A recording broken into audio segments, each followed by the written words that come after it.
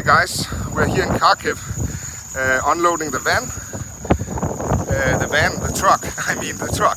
It's a huge truck with lots of stuff. And this is for a local organization here in Kharkiv. Things for hospitals, clothes for children. Here we have things for animals, rabbit food, dog food, other things for animals goes to these guys. Roman, they are volunteers here taking care of animals, and Roman, he's actually a priest in the military. So when he goes to the front as a priest, he brings back animals and evacuate them. And here we have the van with things for de facto humanity, and our van is back there. It's already full with things for de facto humanity. So it's a lot of stuff.